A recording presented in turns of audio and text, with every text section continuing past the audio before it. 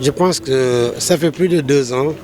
Barthélémy Diaz avait même demandé à ce qu'on lève son immunité parlementaire afin pouvoir éclairer et pouvoir juger son dossier. Et c'est normal, il n'a pas peur parce que je pense que vous tous vous savez ce qui s'est passé.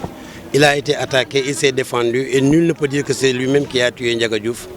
Donc je pense qu'il a voulu, parce que c'est un leader, c'est un jeune leader qui a une ambition nationale, qui veut un jour devenir un grand responsable dans ce pays.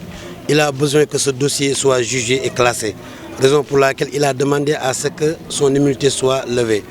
Donc je le félicite et je l'encourage et nous serons toujours derrière lui parce que quiconque, commençant par nous-mêmes, serait attaqué un jour dans son bureau, se défendra et défendra aussi tout son personnel. Il l'a fait aussi. S'il ne l'avait pas fait, aujourd'hui, s'il était tué, qu'est-ce qu'on aurait dû faire? On dit que ce sera comme Maître Babacar Seye. On serait resté ici à chercher les instigateurs ou bien les criminels. Ici est bien défendu. Il a défendu sa commune, il a défendu son personnel. Nous l'encourageons. Et si c'était à refaire, si c'était moi-même, je l'aurais fait. Non, c'est très politique, c'est plus qu'un acharnement. Parce que tant que Barthélémy était favorable à la coalition présidentielle, il n'était pas inquiété. Parce que vous saviez que Barthélémy a été investi comme député au moment où il était en prison. Il a été sorti de prison et promu membre du bureau de l'Assemblée nationale. Le jour où il a déclaré qu'il n'est pas favorable à la décision de Tanor de céder le parti, n'est-ce pas, comme un mouvement de soutien derrière Macky Sall.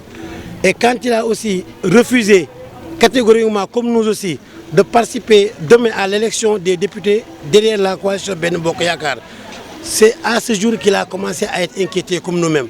Mais je pense que les cartes sont claires. Je pense que ceux qui sont très politiques peuvent avoir une très grande lecture de la défaite de Hillary Clinton. Les grands électeurs n'élisent pas toujours.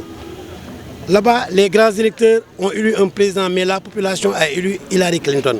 Ici, c'est le contraire. Le pouvoir a les grands électeurs, mais n'a pas les électeurs au niveau local, n'a pas les électeurs normaux.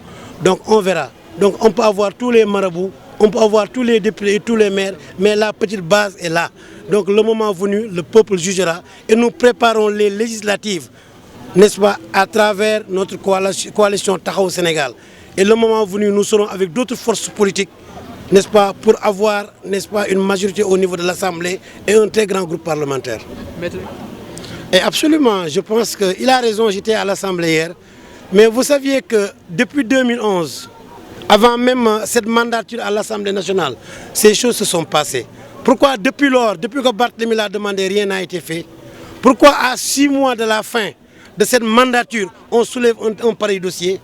Je pense qu'il nous faut le respect des pouvoirs. Et j'ai confiance à ma justice. Et je dis aussi, il y a quelques jours, on a eu à noter quelques bagarres au niveau du siège de l'APR. On avait vu même du sang couler. Et je pense que le procureur l'a vu. Je pense que le même soit réservé aux jeunes socialistes serait réservé aux jeunes de l'APR.